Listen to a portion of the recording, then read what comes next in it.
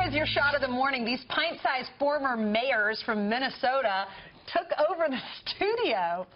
Yep, Robert and James Tuft, 7 and 4, served as their town leaders at the age of 3, so they're veterans now. Man, you grilled them. It was like a Hillary press conference. They had some valuable political advice for all of us, though. Watch.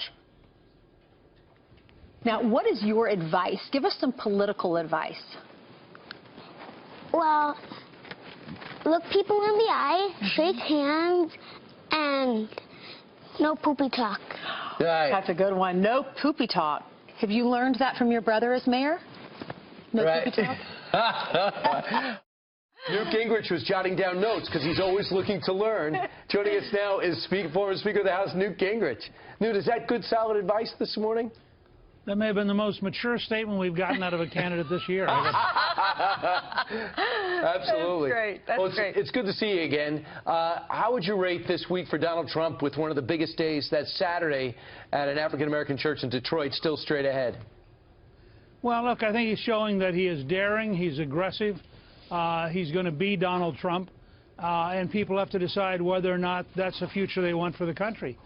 He was very successful, I think, in immediately taking up the President of Mexico's offer, going down there, doing an event where he looked very presidential. His speech is sort of, that night was pure Trumpism, but it clearly drove the elite media crazy. And it'll be very interesting to see what happens in Detroit. I mean, I think what he has decided is that he is going to be very blunt, very direct, and people have to decide whether that's a future they want. And I think he's gambling. You know, he has thoughtfully decided to gamble on people being sick of corruption and sick of dishonesty and sick of poopy talk, if you will. Right. And I think that he's trying to give you something much more genuine and much more authentic. So you just described the press as the elite media. I thought the purpose of the media were to afflict the comfortable. When did they swing in lockstep with the hedge fund managers and the politicians? When did they take the side of the people they're supposed to be covering skeptically? When did that happen? Well, I think Charlie Murray's book, Coming Apart, tells the story brilliantly.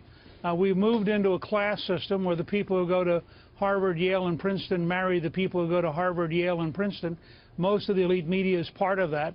They have no real relationship anymore with about 70 to 80% of the country. Yes. You know, how can you go through a cycle where there are over 3,600 dead in Chicago, more killed last month in Chicago, more Americans killed in Chicago last month than any time in the last 20 years, and the elite media is just utterly, totally indifferent to it. It has no notion that this involves real human beings because they don't go to their cocktail parties, they don't go to their prep schools, they're not part of their world, they don't vacation where the elite media does.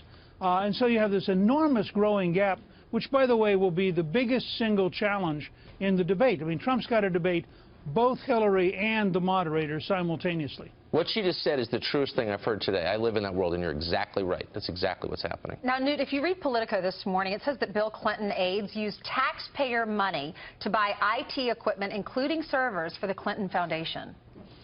Actually, I prefer the line where they use taxpayer money to get rid of bed bugs. Yeah, look, Nice. one of the things, Cliff and I just had 2 weeks where we frankly got away, thought about it, looked back from a distance. And one of the things that really struck me that makes this so hard is Bill and Hillary are the only way to describe them is they're grifters. These are people that show up in movies who lie to everybody, steal from everybody. And if you think of them as grifters, you sort of get it. Here was a pot of money. Why not take it? Oh, it happens to be illegal. Well, nobody will notice. If they do notice, that's why we have lawyers. We'll simply lie about it. So here you have day after day after day. In a normal, healthy society, they would both be ostracized for being such totally unpatriotic scammers who go around using public trust and using public money and then lying about it pathetically.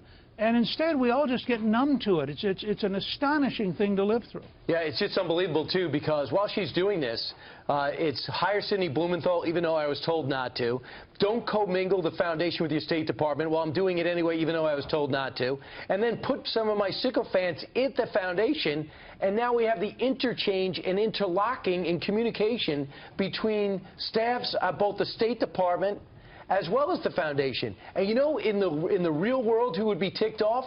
The the person that hired her, Barack Obama. That's not what he hired her to do. Yeah, Exactly. but look what we just learned in the last 2 days about Barack Obama and the Iranian deal, where it turns out there was a secret agreement to allow the Iranians to do whatever they wanted to. Well, nobody would tell you about it unless the Iranians agreed to tell you about it. I mean, Obama has lied for his entire presidency about everything from Obamacare to the Iranian deal. Why would he notice Bill and Hillary lying?